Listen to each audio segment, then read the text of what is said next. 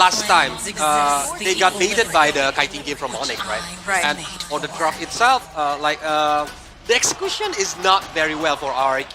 That's why this one is the grand final. So they need to go all out, go big or go home. All right, so these are proving grounds now. Looks like the bans are coming through real quick here. Ladies and gentlemen, RRQ on blue side, ONIC on the red. Fanny, Farsa, Yves banned out. ONIC go for the chip and the Jushin that will not see the light of day in this match.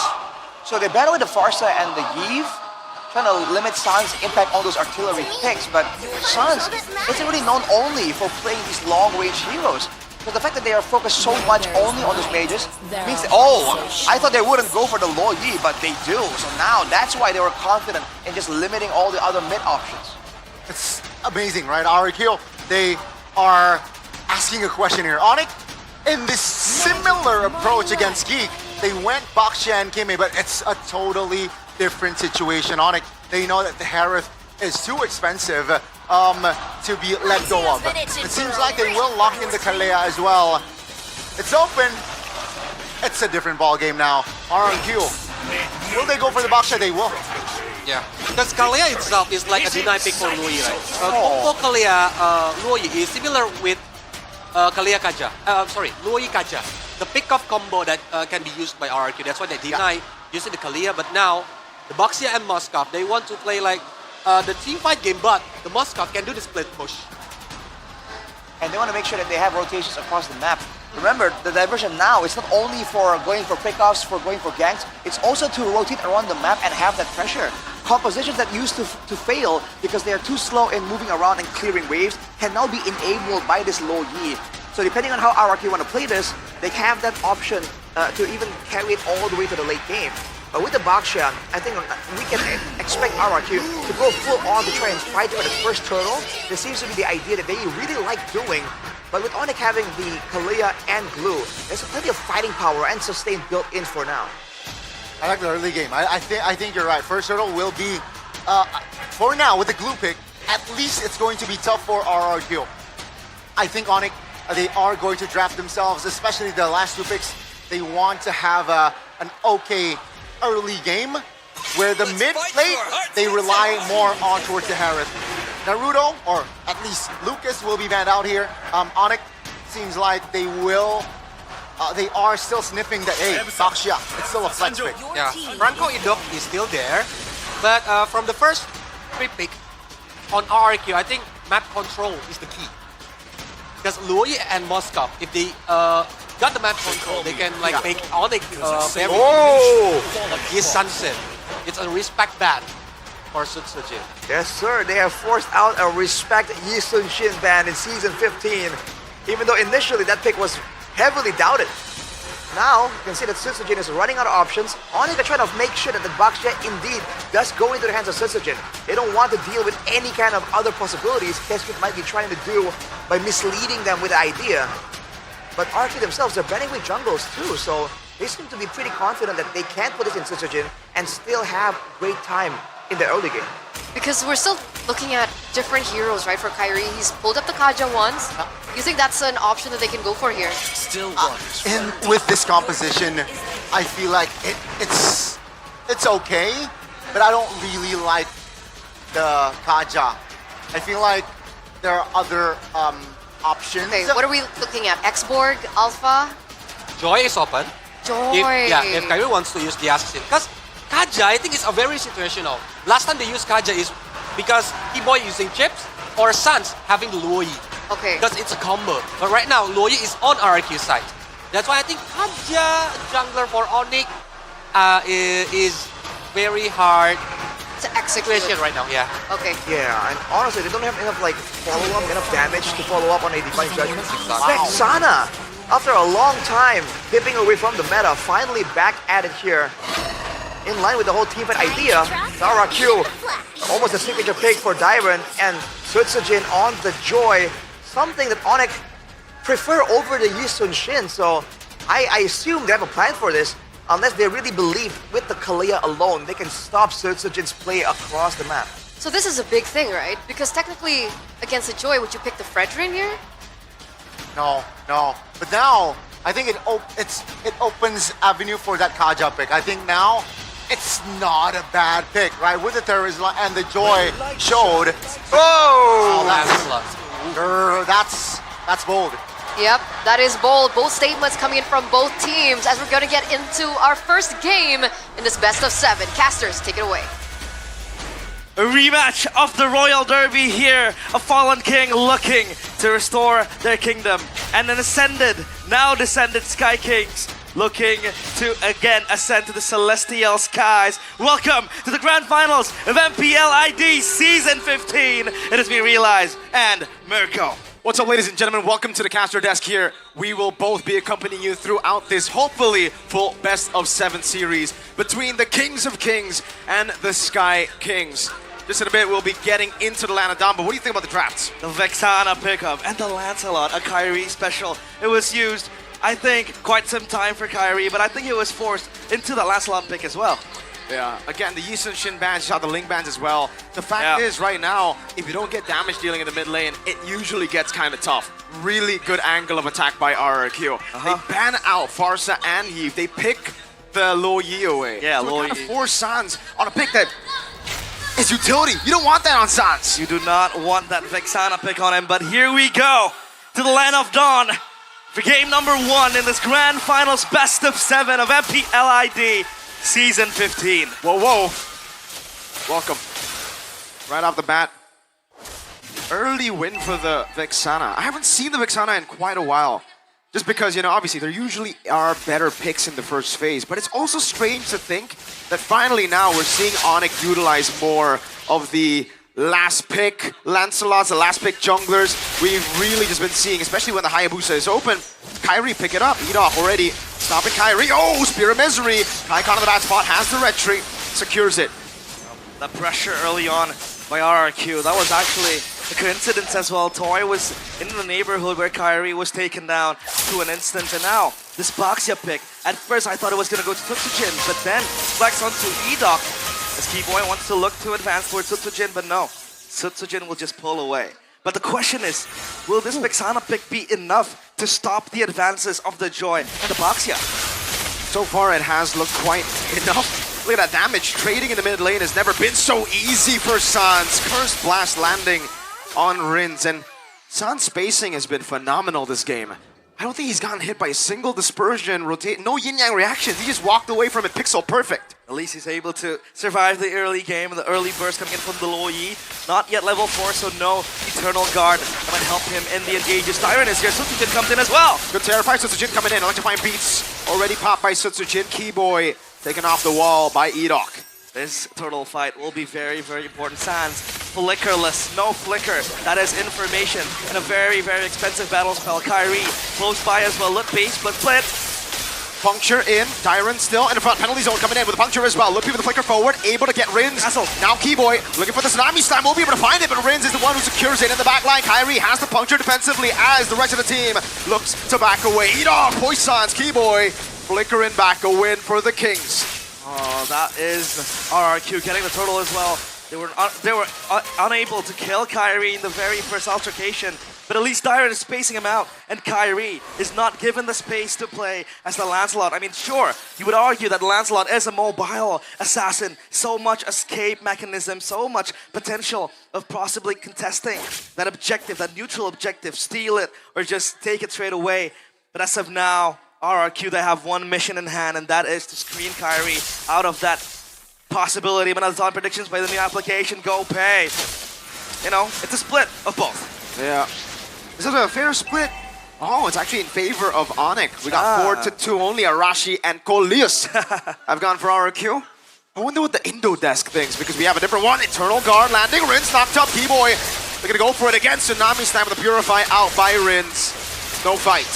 They might turn, but as of now, that's a Purify blown out. So maybe if ONIC, they really want to gesture again against RRQ, that is a possibility. But Sutsujin might look for the engage. Edoch rolling in. Not the best playmaking hero we would see from Edoch. But as of now, he's doing very well screening. Lutpi fighting the damage. Good damage on Lutpi. Penalty zone by Tyron. Keyboy caught in the crossfires. Purple buff should be taken. Divergent into the top side. Kyrie looking for the play again. Thorn Rose and a puncture defensively. as Sutsujin gets even more pressure. Reset. It's all RRQ with the macro advantage as well, right? With the diversion. So much angles open. Severo might be hanging meat now for RRQ, but he has that dash to shield him away from the possibilities of a dive. Now let's take a look at ONIC WinCon. I think so far they can rely on Sans early on with the Eternal Guard, but as of now, it's up to Kyrie to finally go onto himself, because his Lancelot has to go online. A couple of kills might do it, but RRQ, they're not giving the space for ONIC to do just that. They're not even gonna give space to Kai to go for trades. Toy sent to the bottom lane again. RRQ are the ones who are holding the neutral objective. Keyboy, looking at the place, so Nami's time able to find him. No Purify just yet. Now cracks some execution and Thorn Rose. Rin's taken down by Sans. Now in the back line, it's gonna be Sutsujin jumping to find beat. Toy landing the SOD. Severo still with the Synchro Vision. Constantly jumping around with the Chrono Dashes, forcing the Revitalize. Keyboy getting position. Sutsujin, 2 dashes, no ultimate. ONIC recover, and now will secure a turtle.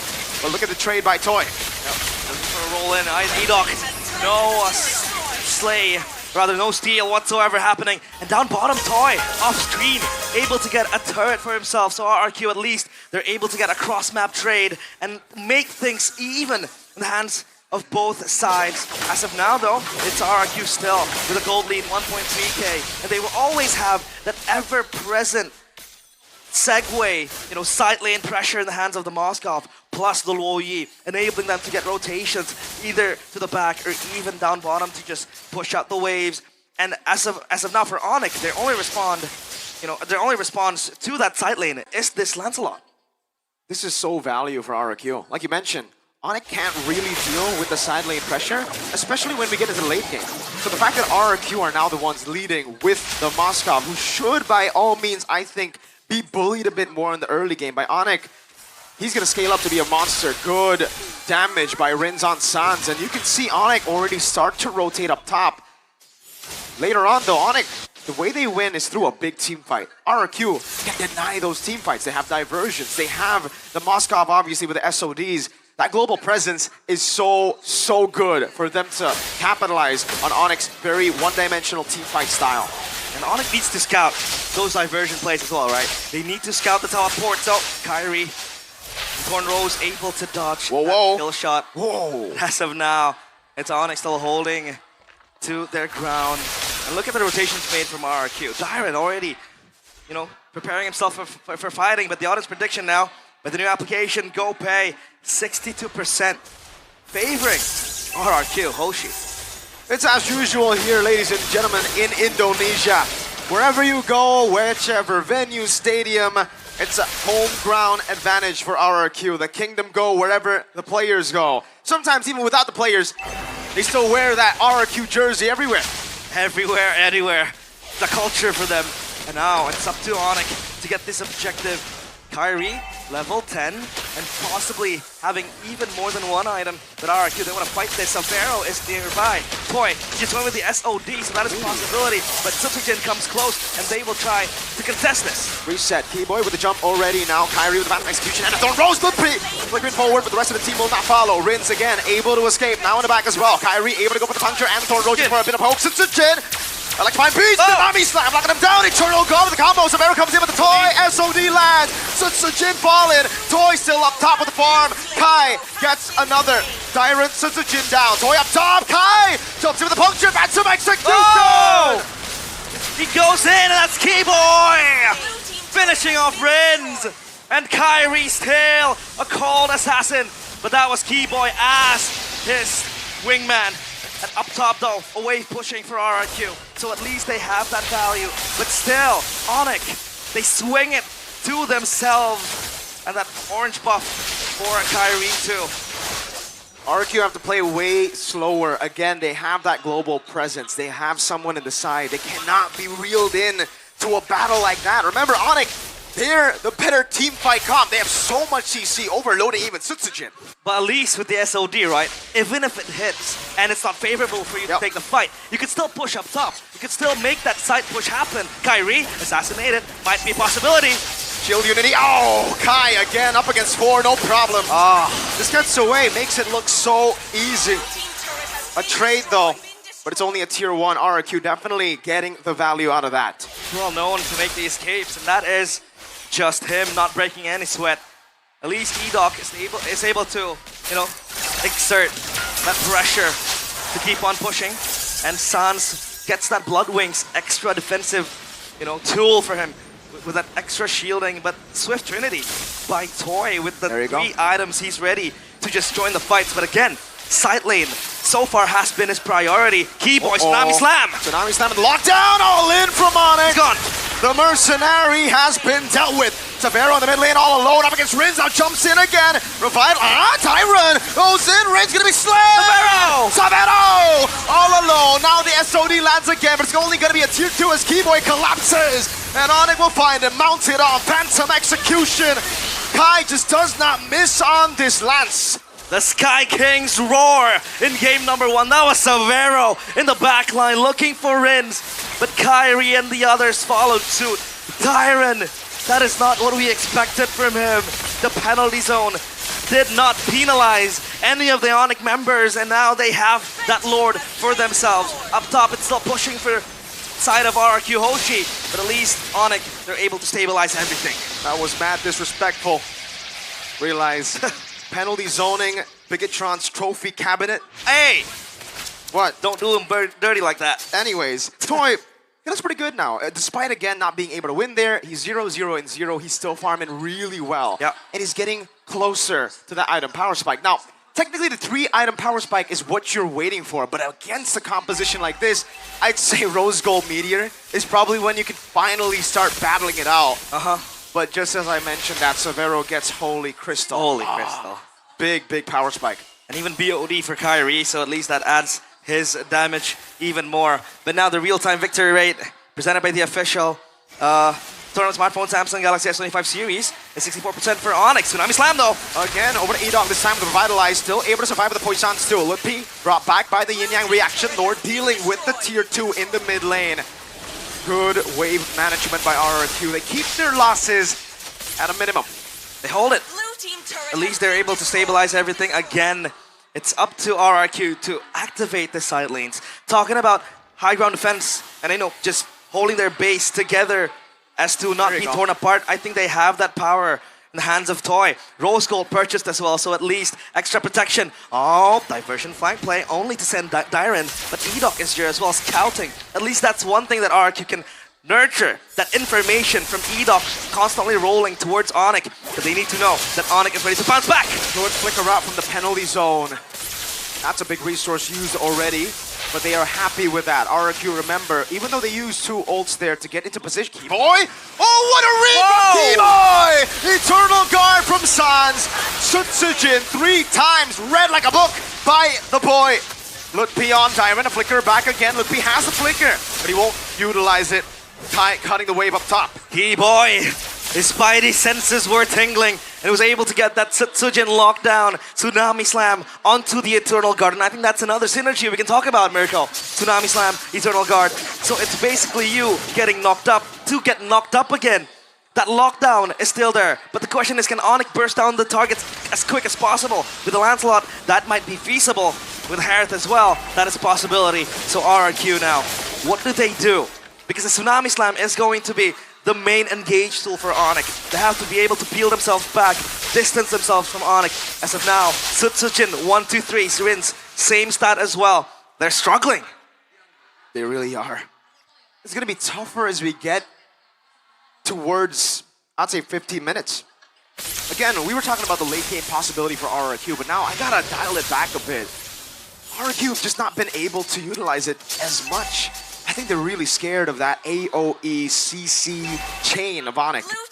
They can bait out Purifies like it's nothing, so Toy has to be extra careful. And that's why they've lost Prio even in the side lanes. High level 15, the Mercenary very close as well. Puncture coming down, now E-Dog gonna be caught. Phantom Execution over to the Lord. Diamond gonna be caught again with the Eternal Guard and the Tsunami Slam. Oh! SOD doesn't land. Sutsujin caught in the bad spot. Has to try and beat it. Now Savero! That goes for the assassination. Savero goes for more. The double kill connects. Lutpi in the back, just harnessing the power. Dyren mounted up. What can he do? Terrified now. The Curse Blast coming down as well. Oh, they're toying with Dyren at this point. 5 members. Good penalty zone. But what is it for? It was a desperate attempt to survive. Reminiscent of Season 12. Dyron with the solo hold, penalty zone 5 men. But this time, it's a different era. ONIC, they might be marching for the base, looking for the siege as well. RRQ, can they hold this? The Lord respawn, pushing forward, and they get that inner inhibitor. Yikes. We saw that damage. Thorn Rose. That's why it's difficult for Toy. You want to go Rose Gold Meteor to deal with a lot of the damage, magic damage dealers. But then there's Kai on the Lance, a signature big Hito. Shield Unity already using the backline. Kiboy! Finding the pick with Eternal Guard, now dive with penalty zone into the backline. Sutsujin looking for the place of Arrow still with the Chrono dashes. Able to kite away. Lord is already. Look, P running away. Toy with the chase again. One base turret, that's it. 1-for-1 trade. It's Zyra and Keyboy both down. At least RRQ are still able to hold their base. And now it's up to Toy to wave clear all the minions coming in towards their base. But that was actually a well-executed team fight by ONIC. They had their targets in their hands. The Tsunami Slam connected. But RRQ with the splash of damage that was underestimated by ONIC. The burst connected with Sutsujin with the Joy. Rin's contributing as well to that damage. And Toy just doing his own thing with the Moskov. Passively poking the players of ONIC with that passive in the Moskov. Very tough for RRQ at this point. They've lost a base turret in the mid lane. That means full prio for ONIC. They gotta deal with the side lane somehow. They gotta be confident enough that they can beat some of the ONIC members that will be sent down below. But it is tough, again, just because you're kind of forced to go either Rose Gold or win, right? Yeah. Maybe if he sells boots next, he'll get Wind of Nature, but he kind of needs the mobility too. Up against a composition like this. Kai with a Thorn Rose over to Toy. Great punctures in, man. And Retri. Thorn Rose. Mounted on Ida. Brought back to the team as Samara walks up as well. Revitalized already with the Poissons. Look, P gets off. They stabilize. And a concealed play. They might look for another Oh, Hail Mary play. Diversion connects. But where's the backup? What a read from Kila Sans. Now Tsunami slams Savero. Again, now flipping back to Tsujin. Pops in electrifying beats. ONIC wanna go for it. Not finding the wall, Keyboy Toy! He's dead! Waiting the entire game just for ONIC to all in on him. Now it's only the Mercenary left. The Mercenary looking at the broken castle walls. ONIC might punch for the end. The crystal is exposed. It's only up to Sutsujin. ONIC with a statement game one. 17-3. 6.4k gold lead. Kila Sans with a crazy read. We're getting back there. Realize from the ground to the skies where they belong. Slowly but surely, we're not just seeing glimpses of that prime ONIC of season 11, 12, and 13. I think it's about time we see the whole picture. It might be an upgrade. Who knows? But time and time again, ONIC has been able to show that maturity. The read was so perfect. And RRQ had, underlined boldly, had to go for that play. They had to look for one small skirmish, one small team fight that they could leverage on the back of a diversion play. That Hail Mary play had to happen if they wanted to go back and chase down ONIC. The advantage, the differences, the discrepancies was way too far for them to really deal with. And going Rose Gold, ONIC just forcing RRQ in an unfavorable position. There's too much damage. Look at that greed though. Yeah. Diversion, Sans catching them with the glowing wand, Curse Blast. It wasn't timed, like, he got the Curse Blast, but they, I don't know, I want to look at the interaction again, because they didn't get caught by the damage per se, but the glowing wand was on them, giving Keyboy, I think, vision for it. Sans is ridiculous, man. I don't know what Yeb does to him every single time he's in the roster, but the monster's back, the Kila in him. I can see it in his eyes. Crazy. It's Sans. And now it's up to Heskute and Co. to go back to the drawing board again, re-strategize. As ONIC again pulling masterclass after masterclasses. And now it's up to our panel to break it down. What has happened in that game?